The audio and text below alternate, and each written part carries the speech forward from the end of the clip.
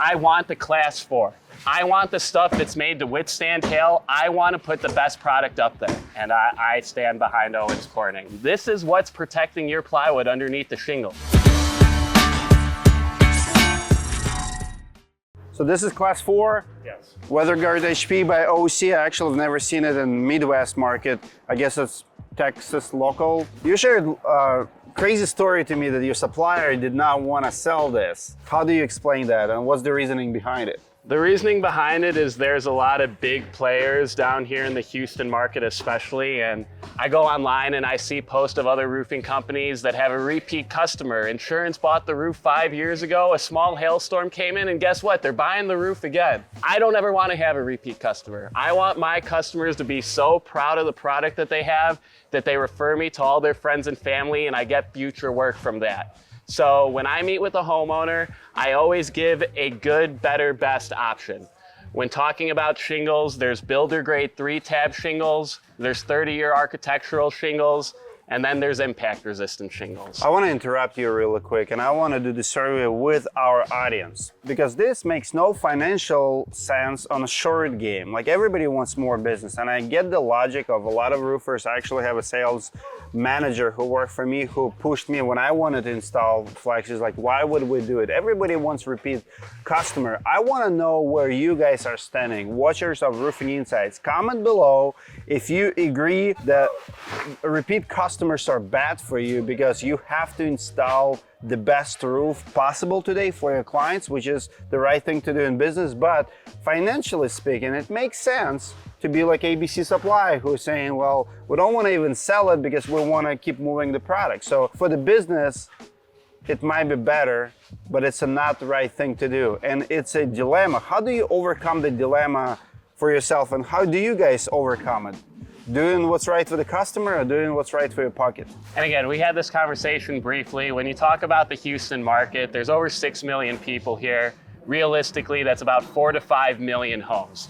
A guy like me, I'm a one-man show. If I do 200 roofs a year the next 10 years, that's 2,000 roofs. That's not even 1% of the total market share. So to be obsessed with wanting to get a repeat customer, to me, it's the lazy way out. There is plenty of other low-hanging fruit out there, homeowners that have roofs that are older, 18 years old, that need to be replaced. Stop going after the roofs that are 5, 6, 7 years old with marginal damage. Go out and show your salesmanship and go help somebody that actually needs it. And I truly believe that when we do what's right, you'll sleep better and somehow you will get more business out of it in the long term. Because, I mean, think about this. Consumer behavior, right? If you install a roof in the neighborhood and that's the only roof that survived, everybody else is replacing the roof, and you installed product that withstood the damage. And now what's gonna happen next? Everybody is gonna be talking about it. I think you're actually gonna win. I think it's opposite. I think maybe you're not gonna get a repeat business from that client, but you're probably gonna get repeat business from all the neighbors because they're all gonna talk about it.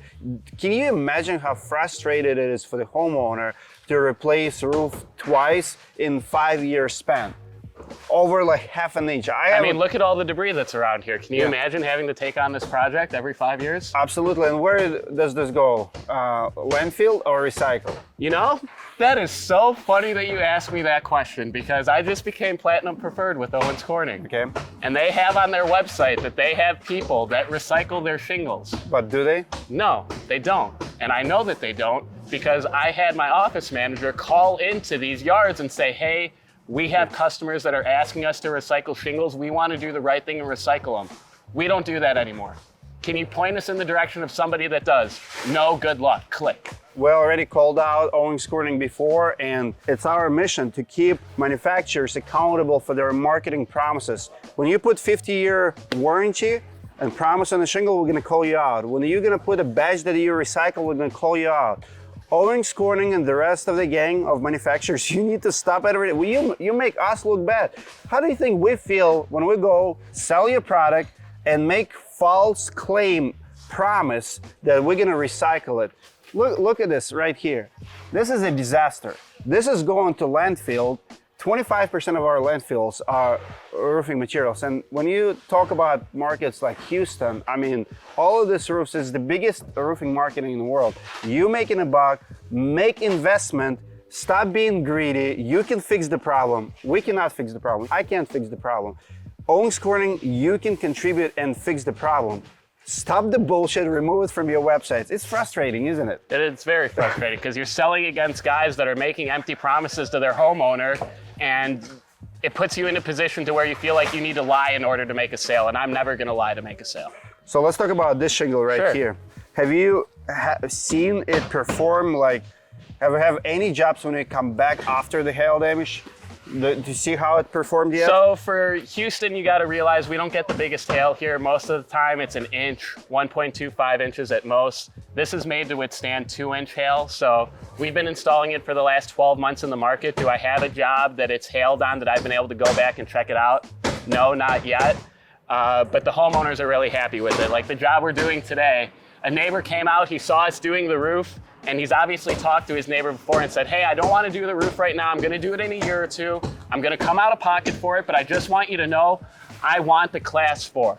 I want the stuff that's made to withstand hail. I want to put the best product up there. So what's worth mentioning to contractors that are at home right now is, yes, this material is obviously more expensive than a standard 30-year laminate, but your homeowners are willing to pay for it. Give them the option to upgrade. There's too many roofing companies out there that come in, they offer one shingle, one basic package, and they say, here you go, take it or leave it. You need to give your homeowners options. There's people looking for the cheapest price out there, but there's a lot of people that's looking for the best value and the best product they could obtain, and you need to be able to offer it to those homeowners. Absolutely. And by the way, if you grab a regular shingle here, if you compare it to shingle that they used to have or anything you get today, this is visible. Like you can actually see the difference, how it's made. And what's very interesting in Houston, in Texas in general, is class 4, it's a tricky in the hot climates because shingles get super hot, SBS gets, starts melting. And my understanding, what you explained to me earlier, that this is not SBS, but it is class 4. And the reason you like it because it doesn't have that problem in the hot. Well, I like it because of that, and again, the Storm and the Flex isn't available in this market yet. It's coming down here. It's going to be here in a few months, but as far as class 4 options go in this market, you really have this, the Malarkey Legacy, and the GAF Armor Shield 2. And this is your choice. And I stand behind Owens Corning. You know, the Pink Panther, the sure strip on the duration, the class 4 durability of this shingle. Homeowners know the Pink Panther when you show up to their house, and it does the selling for you. I'm not a shingle salesman. I'll put on any shingle somebody wants to put up there. I just care about a quality product being installed that I could stand behind. And the other main thing I'd like to do a demonstration on is, you see up there we're going with our Rhino Roof U20 felt paper. That's a synthetic felt. Yep. It's waterproof and tear resistant. It's got my company logo on there. It's great. This is the old stuff that was up there before. I just had hand surgery and I'm able to rip through this no problem. This is what's protecting your plywood underneath the shingles. The cost difference between going with a synthetic felt paper and a 15-pound felt paper is marginal. You're talking from 10 to 20%. Do the right thing, spend the extra money. It's gonna save you from callbacks and leaks. And you get to brand every single job that you go on if you partner with your manufacturer and you get your logo and website up there like we did.